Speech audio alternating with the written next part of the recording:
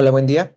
Soy Emiliano Enríquez y el día de hoy hablaremos de la adaptación materna al embarazo número 6 y específicamente nos centraremos en los cambios nefrourinarios que ocurren en la gestación, ¿de acuerdo? Hablando de una normalidad. Bueno, esos son los contenidos. El propósito, pues, es el conocer las modificaciones que se van a producir, sobre todo en el sistema urinario y renal durante la gestación, ya sea en el primer trimestre, segundo trimestre o tercer trimestre. Los objetivos serán describir anatómicamente las modificaciones bioquímicas que se van a producir en el sistema urinario en la gestación. Vamos a describir la fisiología que se produce en este mismo sistema, además de las modificaciones que sufren los órganos mediante su estructura anatómica y para terminar, pues los cambios funcionales que afectan no a las vías urinarias, sino al riñón durante la gestación, ¿de acuerdo? Bueno, a manera de introducción, nosotros conocemos que la filtración glomerular, pues básicamente es un ultrafiltrado que se genera por el alto flujo que tiene el riñón. O sea, nosotros sabemos más o menos que el riñón recibe el 20% del gasto cardíaco.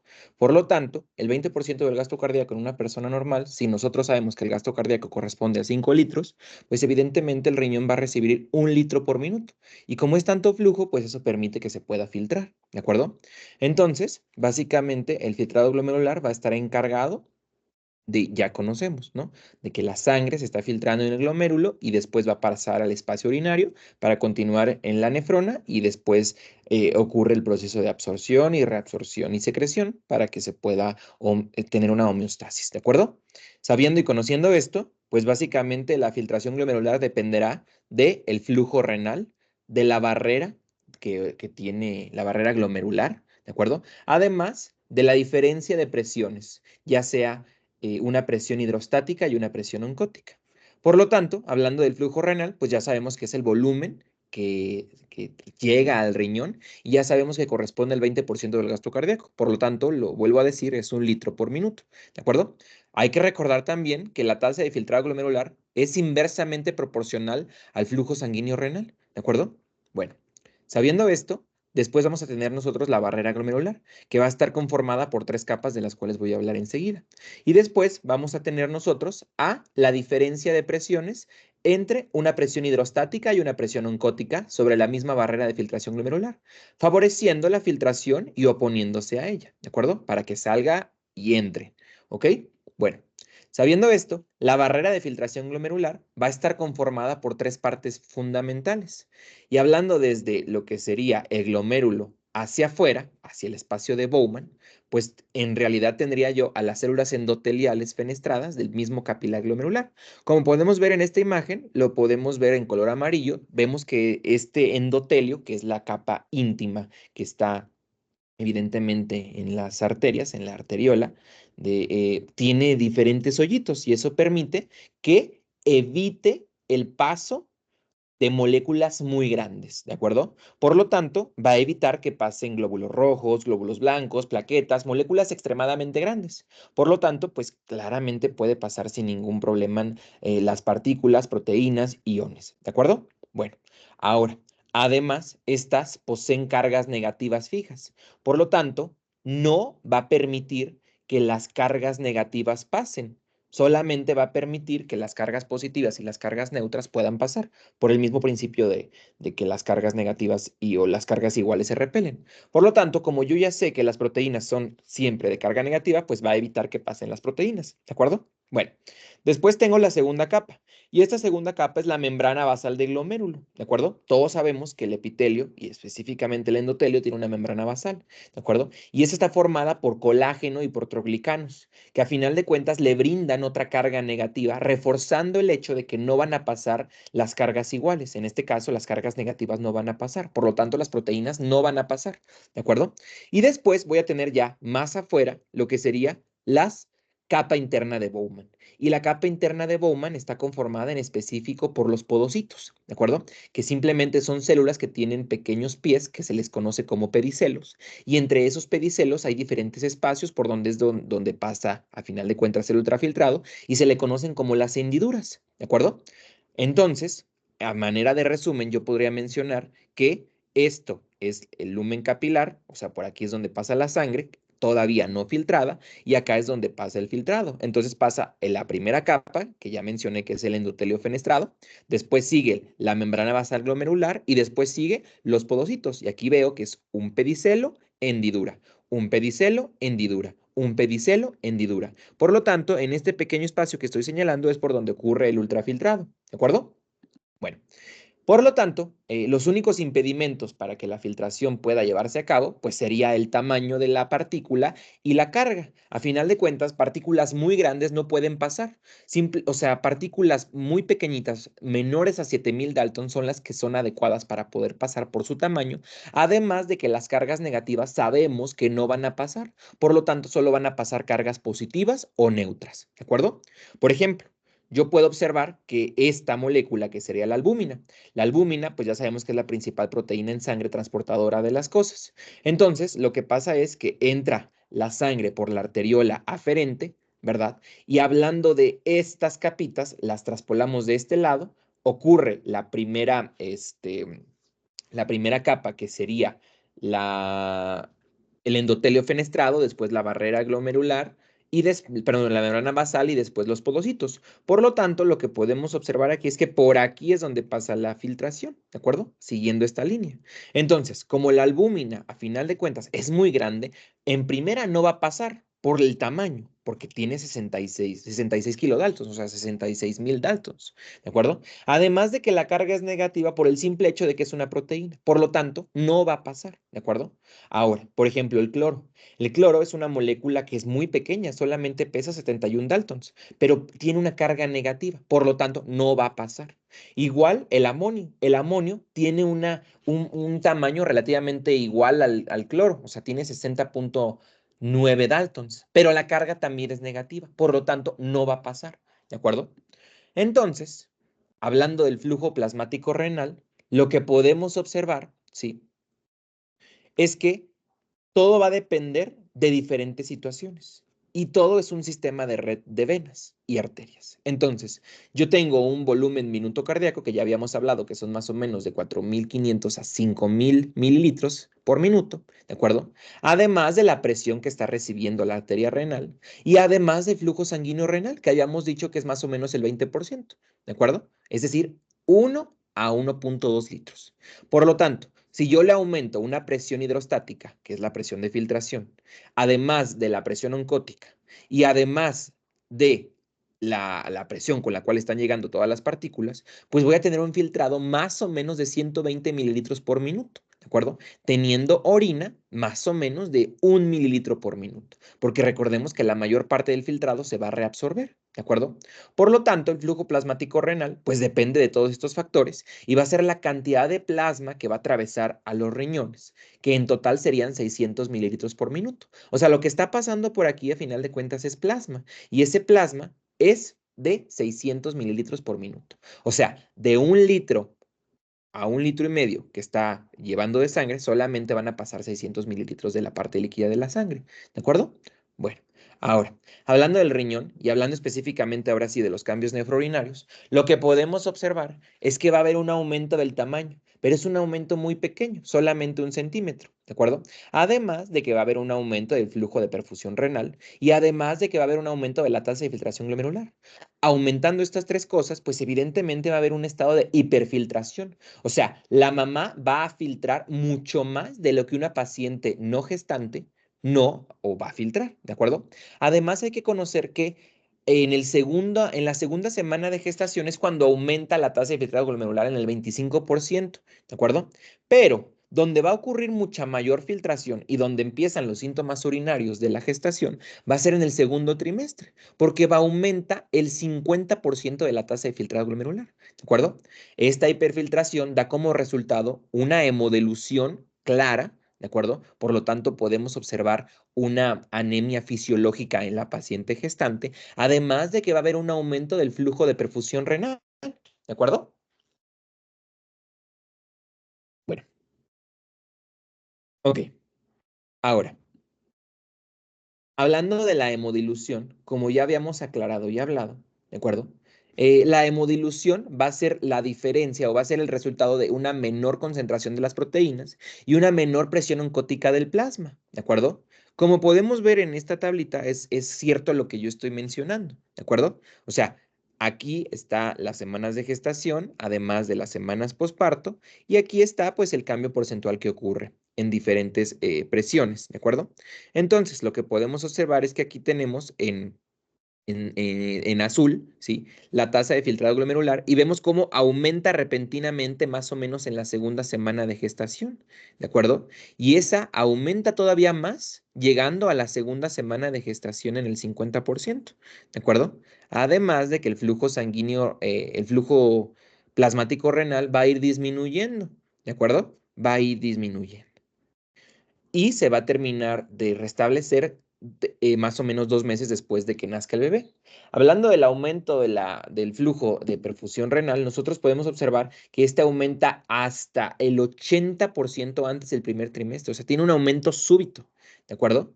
Y esto nos explica que el 60% de las gestantes tengan poliacuria y además el 80% tengan nicturia. ¿Pero por qué tienen nicturia? Porque a final de cuentas, cuando la mujer está paradita, el flujo y más por simple gravedad se va a ir para abajo. Sin embargo, cuando la paciente se acueste, el flujo va a restablecerse y va a ir hacia todo su cuerpo y eso va a aumentar la orina. Por lo tanto, la paciente va a tener la necesidad de pararse en la noche para miccionar, ¿de acuerdo? Bueno, ahora. Lo que podemos observar es que la regularización de la tasa de filtrado glomerular ocurre después del parto, ¿de acuerdo? Y esto, poco a poco, pues hace una reversión de la hemodilución y por lo tanto la hipervolemia que contenía la paciente, pues va a ir disminuyendo poco a poco, pero de forma gradual, ¿de acuerdo? ¿Por qué? Porque no se puede reducir de una forma brusca ni una forma aguda porque la paciente se descompensaría, ¿de acuerdo? Entonces, ¿por qué se produce esto? Pues básicamente se produce por el aumento de la concentración de relaxina. Fíjense que más o menos en la gestación ocurre un aumento de la relaxina y por lo tanto va a haber un aumento de la tasa de efecto glomerular y un aumento del flujo sanguíneo renal. Por lo tanto, esto va a ser la causa de que aumente el óxido nítrico, que es el principal vasodilatador del organismo, además de que aumente la gelatinasa. Cuando aumente el óxido nítrico, pues va a aumentar la vasodilatación renal, porque habíamos hablado que es el principal vasodilatador del organismo, además de que existirá una menor resistencia arteriolar aferente y eferente, ¿de acuerdo? Entonces, aumenta como tal.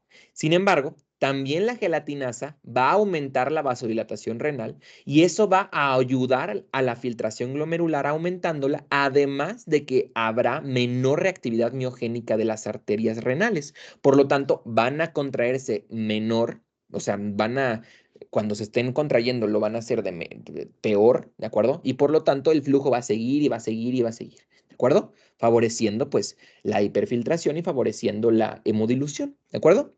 Ahora, al igual que la presión arterial, pues es lo que yo les mencionaba, la postura materna también tiene injerencia sobre la función renal, ¿de acuerdo? O sea, nosotros sabemos que cuando una paciente está acostadita en decúbito lateral izquierdo es mucho mejor para su presión arterial.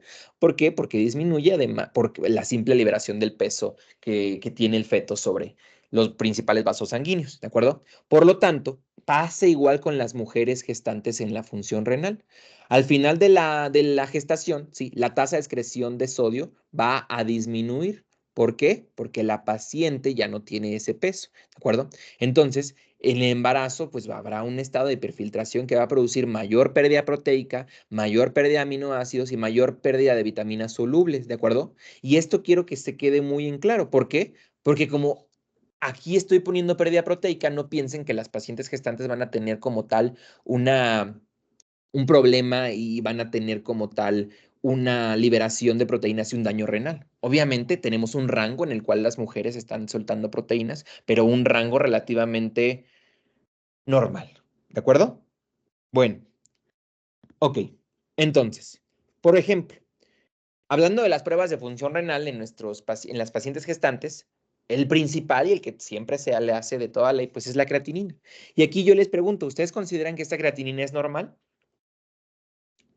Pues evidentemente esta creatinina si yo no sé que es alguien gestante y me dicen que es una mujer, probablemente investigaría alguna causa. ¿Por qué? Porque no está en un rango normal, está ligeramente casi pegándole a lo elevado, ¿de acuerdo? Sin embargo, esta paciente es gestante y es normal y está súper elevado, ¿de acuerdo? ¿Por qué? Porque yo había hablado de que las pacientes tienen una hemodilución. Por lo tanto, los niveles de creatinina sérica van a disminuir durante el embarazo. Los pacientes van a tener solamente de 0.4 a 0.8 miligramos sobre decilitro de creatinina en suero. Y cuando tenemos más de 0.9, tenemos que investigar la causa. Es decir, que si a mí me dicen que esta creatinina es de una paciente gestante, hay un problema ahí y tengo que investigar la causa de por qué no está filtrando adecuadamente la creatinina. ¿De acuerdo? Entonces, en las mujeres no gestantes, la tasa de creatinina, ellas liberan más o menos de 100 a 115 mililitros por minuto. O sea, toda la creatinina que están haciendo, la están soltando. Sin embargo, en las mujeres gestantes aumenta todavía más al 30%. Y como aumenta mucho más al 30%, pues evidentemente el que me digan que tengo una creatinina de 1, 1.2, incluso 1.3, es patológico de la mujer embarazada. ¿De acuerdo? Y lo que ya había mencionado, las mujeres gestantes pues suelen tener un edema relativo por la misma hipervolemia que presentan. Y este edema hace referencia a la gravedad. Mientras caminan, se van hinchando de sus pies y de sus piernas. Sin embargo, cuando ya se acuestan, el volumen se restablece hacia todo el organismo y por lo tanto ocurre una nicturia. ¿De acuerdo? Por eso es que las mujeres orinan más en la noche, las mujeres gestantes. ¿De acuerdo? Bueno, ahora. Hablando de la función renal, como ya habíamos mencionado, lo puedo evaluar mediante la creatinina. Sin embargo, también tengo que evaluar que haya glucosuria, que haya hematuria y que haya proteinuria. Pero quiero recalcar esto. Nosotros veríamos la glucosuria como algo patológico, la hematuria como algo patológico y la proteinuria como algo patológico. Sin embargo, en las gestantes no están del todo patológico, ¿de acuerdo? Por lo tanto, hablando específicamente de la glucosuria, es normal por la alta tasa de filtrado glomerular, ¿de acuerdo? Por la alta tasa de reabsorción tubular. La reabsorción tubular se ve afectada y como se ve afectada, no reabsorbe tanta glucosa y por lo tanto un sexto de las pacientes gestantes, o sea, el 15% de todas las embarazadas van a tirar glucosa en la orina, pero evidentemente no va a ser una exageración de glucosa. Tiene que ser eh, menor de niveles en diabetes mellitus y diabetes mellitus gestacional. ¿De acuerdo? Entonces, nosotros sabemos que el umbral del riñón es más o menos de 150 a 200 miligramos sobre decilitro. Sin embargo, en las mujeres disminuye. ¿De acuerdo? Entonces, pues es muy probable que el 15% de las gestantes estén tirando glucosa, pero no tanta. ¿De acuerdo?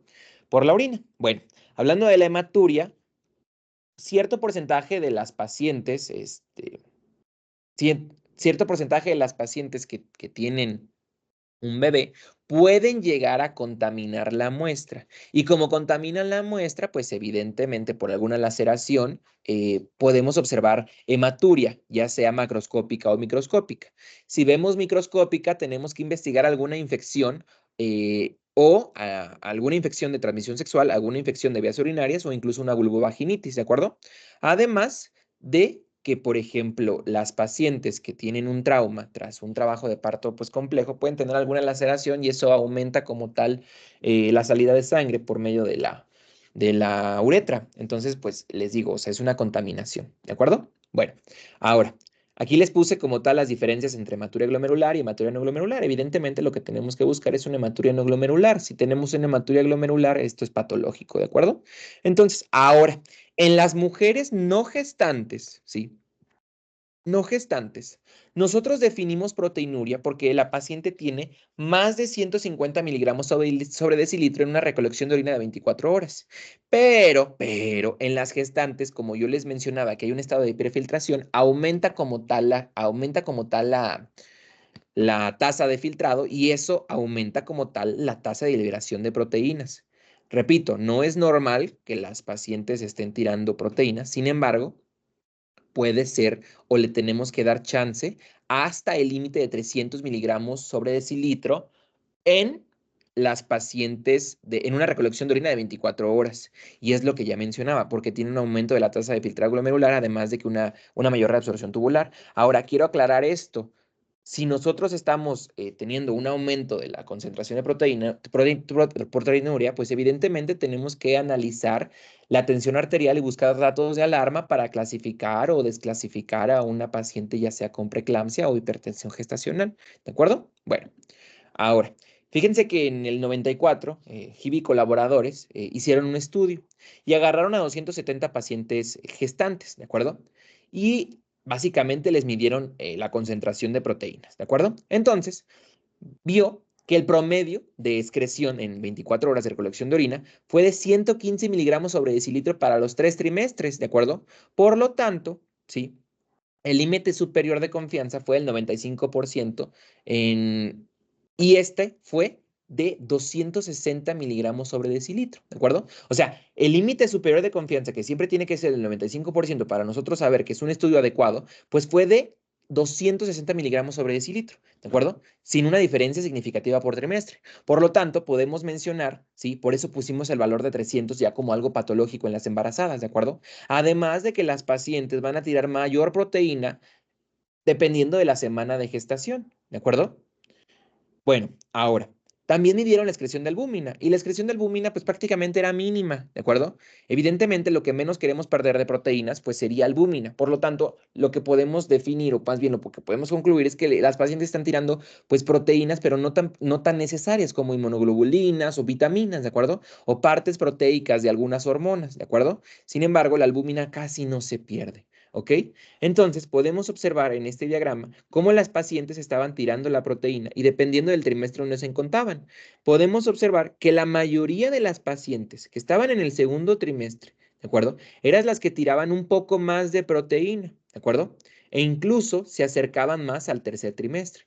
Por lo tanto, es lo que yo les mencionaba. O sea, a mayor tirada de proteínas en la orina, pues es mayor la edad gestacional de la paciente sin exceder los 300 miligramos sobre decilitro. ¿De acuerdo? Bueno, ahora, hablando de la medición de proteínas, yo la puedo medir mediante una tira reactiva, mediante recolección de orina de 24 horas, que sería lo ideal, e incluso se están haciendo algunos marcadores, como el índice albúmina-creatinina o la proteína-creatinina.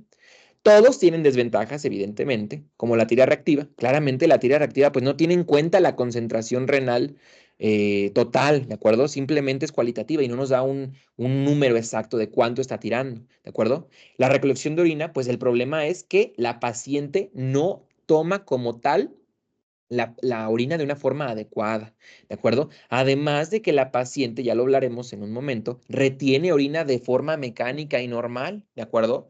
Y la retiene por la compresión de los ureteros. Y como la retiene, pues evidentemente esa orina se queda ahí cuando se cumplen las 24 horas, pues probablemente todavía tenga orina ahí adentro. ¿De acuerdo? Orina que no sea fundamental para evaluarla. Y el índice, pues la desventaja es que la proteína por unidad de creatinina excretada en un tiempo, pues no es constante, ¿de acuerdo? En algunos momentos se tira más creatinina y en otros momentos se tira menos creatinina, dependiendo de la actividad física y dependiendo de la alimentación de nuestra gestante, ¿de acuerdo?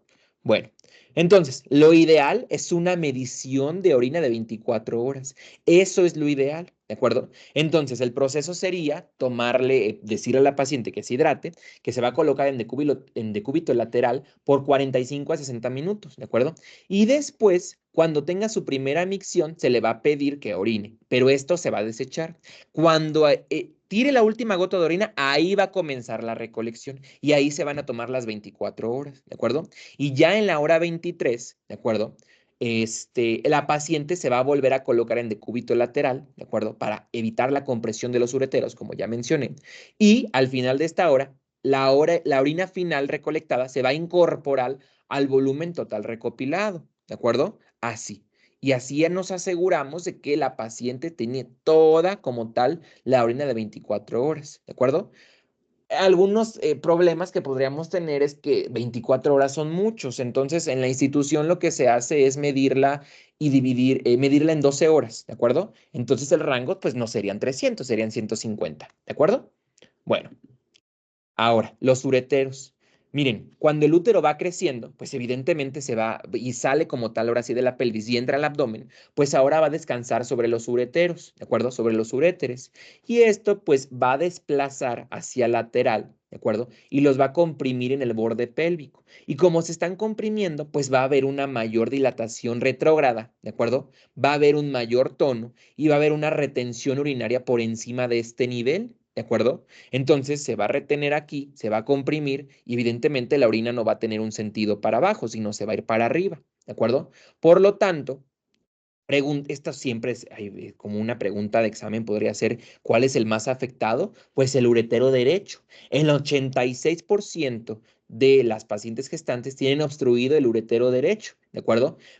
Y es lo que yo les menciono, o sea, esta dilatación pues es desigual. ¿Por qué es desigual? Porque evidentemente el uretero izquierdo pues tiene una ligera amortiguación por el colon sigmoides y como el colon sigmoides pues tiene aire, pues esto evita como tal que haya una compresión total, ¿de acuerdo? Además que como el útero se dextrorota, o sea, se rota a la derecha, pues evidentemente por eso la paciente tiene más obstruida el uretero derecho, ¿de acuerdo? Además de que la vena ovárica se encuentra dilatada, se encuentra mucho más dilatada en este aspecto, entonces empuja como tal al uretero derecho, ¿de acuerdo? Bueno, ahora, miren, en changuitos, cuando se hizo un estudio, y básicamente en los changuitos lo que se ve es que la progesterona inducía como tal la dilatación ureteral, ¿de acuerdo? Incluso cuando le quitábamos el útero, o sea, le hicimos una esterectomía a los changuitos, básicamente los changuitos, ¿sí? Pues ya no tenían como tal dilatación ureteral. Pero si nosotros le inyectábamos progesterona, ¿sí? Progesterona sin tener útero, ya histerectomizados, incluso tenían dilatación ureteral. Sin embargo, en las pacientes eso no se ve, simplemente es por la compresión, ¿de acuerdo? Entonces, evidentemente, cuando ya no tenga un útero tan grande, un útero muy grande, pues eso puede como tal contribuir a la disminución de la dilatación ureteral, ¿de acuerdo? Bueno, y además lo que podemos observar es que por el simple flujo que hay, el flujo retrógrado que hay, podemos observar que puede existir una hidronefrosis relativamente fisiológica, ¿de acuerdo? Leve, tiene que ser leve, ¿de acuerdo? Entonces vemos como aquí por la obstrucción de los ureteros, pues evidentemente vean cómo tiene como tal orina en los riñones, ¿de acuerdo? Por una orina retrógrada. Bueno, y ahora sí, para terminar, pues la vejiga. La vejiga no sufre cambios significativos ya hasta la decimosegunda semana de gestación. ¿Por qué? Porque el bebé empieza a crecer, ¿de acuerdo? Como hay un mayor tamaño uterino, ¿sí? Hay una mayor hiperemia y además hay una hiperplasia del músculo detrusor, pues una teoría es que puede haber como tal un aumento de las infecciones de vías urinarias, por eso las gestantes tienen como más predisposición a que haya como tal mayores IBUs, ¿de acuerdo? Bueno, entonces, es lo que yo les digo, el trígono vesical pues sufre algunos cambios como engrosamiento del margen, ¿sí? Profundización y ensanchamiento, ¿de acuerdo? Y evidentemente la mucosa vesical pues solo se va a engrosar, ¿sí? Y se va a neovascularizar, ¿va? Además, la presión intravesical pasa de 8 centímetros de agua a 20 centímetros de agua al final del embarazo. Pero entonces, ¿por qué no tienen incontinencia estas pacientes? ¿Sí? ¿Por qué no simplemente se les sale la pipí? ¿Sí? Si a final de cuentas la presión aumenta, ¿no? Pues evidentemente esto, ¿sí? Depende de los mecanismos compensadores de la capacidad reducida de la vejiga, ¿de acuerdo? Claro que nosotros cuando estamos gestantes, ¿sí? Tenemos una vejiga más pequeña por compresión del bebé, ¿de acuerdo? Entonces, ¿cómo hacemos para que las pacientes no se estén orinando porque tienen menor espacio? Pues porque la longitud absoluta, ¿sí? Va a aumentar, además de que la funcional va a aumentar específicamente de la uretra, ¿de acuerdo? La uretra se hace mucho más ancha, ¿de acuerdo? Además, sí, de que habrá mayor presión intraureteral, ¿de acuerdo? Y como aumenta la presión uretral, pues eso ayuda a contener más pipí.